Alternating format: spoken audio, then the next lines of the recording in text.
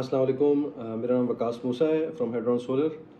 आज की इस वीडियो का जो मकसद है वो इस वक्त जो है मार्केट में काफ़ी सारी रूमर्स फैली हुई हैं या आप समझ लें खबरें फैली हुई हैं जिसमें हम सुन रहे हैं कि इलेक्ट्रिसिटी का रेट जो सोलर के प्रोजेक्ट्स हैं उसके लिए सोलर के जो घरों में इंस्टॉलेशंस हुई हुई हैं नेट मीटरिंग की, उसके लिए रेट कम कर दिया गया है। कुछ लोग इसको अप टू 50% और उससे ज़्यादा या उससे कम बता रहे हैं। बेसिकली इसमें कुछ थोड़ी क्लैरिफिकेशन की ज़रूरत है और कुछ चीज़ें बेहतर समझाने की ज़रूरत है।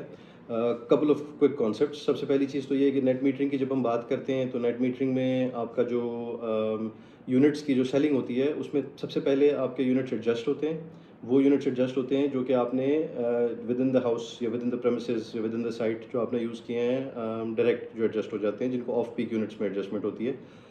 जो कि 4 घंटे पीक यूनिट्स के अलावा जो बाकी 20 घंटे दिन के होते हैं उसके अंदर जो यूनिट्स एडजस्ट किए जाते हैं। इसके बाद जो यूनिट्स उसके बाद भी बच जाते हैं, तो फॉर एग्जांपल अगर किसी एक कस्टमर के पास 1000 यूनिट्स की एक्सपोर्ट हुई है ड्यूरिंग ऑफ पीक आवर्स यानी ड्यूरिंग द डे टाइम, और 800 यूनिट्स की इंपोर्ट हुई है ड्यूरिंग ऑफ पीक आवर्स, रात के टाइम पे भी यानी जो लेटर इन द नाइट होता है या ड्यूरिंग द डे इवन, तो उनके एडजस्टमेंट के बाद जो 200 यूनिट्स बचते हैं उन यूनिट्स के ऊपर ये जो आपकी एडजस्टमेंट होती है उसके ऊपर एक सर्टेन प्राइस मिलती है, जो कि आपके बिल में फिर एज अ कैश और एज अ मॉनेटरी वैल्यू में क्रेडिट हो जाती है।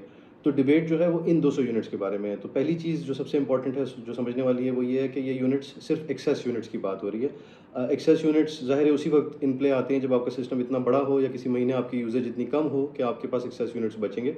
तो अगर उसको हम देखते हैं तो उस पे जो पहले रेट था वो power average power purchase price के बेसिस पे एडजस्ट किए जाते थे, जो कि आजकल तकरीबन 13 रुपए के करीब थी, और इसके बाद एक्सपेक्टेड है कि with the current set of changes ये तकरीबन 17 या 18 रुपए पे पहुंच जाएगी। तो ये जो 200 यूनिट्स एक्स्ट्रा हैं जो कि एक हाइपोथेटिकल एग्जांपल हम बात कर रहे हैं, उसके अंदर ये जो यूनिट्स हैं ये अगर 13-18 रुपए पे या 17 रुपए पे एडजस्ट होने वाले थे, तो इनके ऊपर अब जो प्रपोजल आया है, और अभी ये भी एक बड़ी ज़रूरी चीज़ है कि ये एक प्रपोजल है, अभी तक ये इम्प्लीमेंट हुआ नहीं है। चांसेस आर कि इस पे इम्प्लीमेंटेशन की जाएगी because obviously there is some logic behind it, but अभी तक इम्प्लीमेंट हुआ नहीं है। उस पर NEPRA has asked for feedback on this, और उस पे ऊपर जो है वो फीडबैक लेके फिर इसके बाद एक फाइनल हतमी फैसला किया जाएगा और उसको फिर इम्प्लीमेंट किया जाएगा।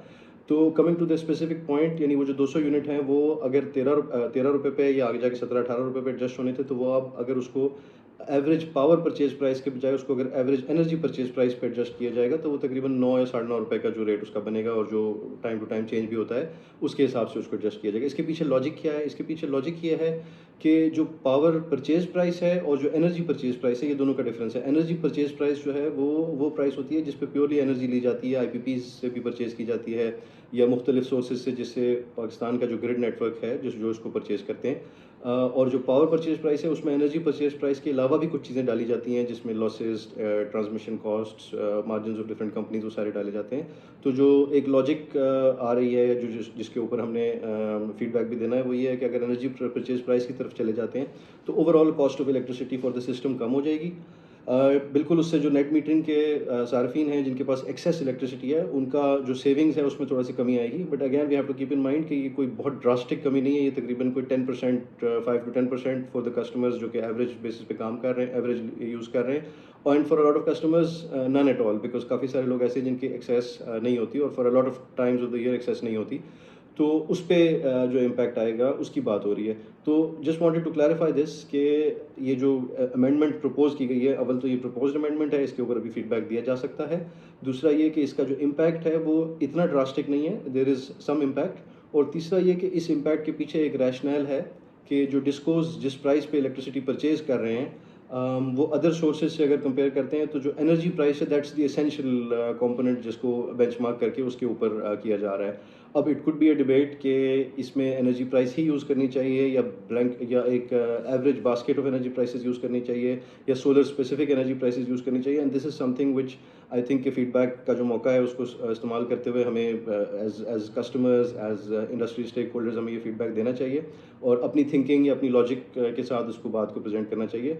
बट जो कुछ मार्केट में इंफॉर्मेशन स्प्रेड हुई है, कुछ लोग जो कह रहे हैं कि लुट गए, बर्बाद हो गए, सोलर जो है वो डिस्करेज किया जा रहा है, ऐसी बात नहीं है। Overall solar is still being encouraged and it is a good thing for the country. On a multiple level distributed generation, जिसमें हमारे ये नेट मीटरिंग कनेक्शन वगैरह आते हैं, उसमें ऑब्वियसली जो है it's a beneficial thing for the country and it allows कि हम अपनी जो स्पेस अवेलेबल है, जो रूफ टॉप है, उसको इस्तेमाल कर सकते हैं। तो definitely it's still being encouraged.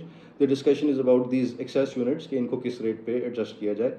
And there can be different thoughts about it. मुख्तलिफ ममालिक में इसके डिफरेंट जो है तरीके यानी मुख्तलिफ ममालिक ने मुख्तलिफ तरीक़ों से इसको एड्रेस किया है। तो दिस इज़ समथिंग जिस पे हम अपना फीडबैक दे सकते हैं, और हमें कोशिश करनी चाहिए कि फीडबैक उन्हीं चीज़ों पे स्पेसिफिकली दें जो कि एप्लीकेबल हैं, रादर देन कि हम उस इशू को अंडरस्टैंड किए बगैर जो है वो उसको हम पुश करें। तो this is the message. Thank you so much, और फिर आपसे इंशाल्लाह मुलाकात होती है नेक्स्ट वीडियो में। Thank you.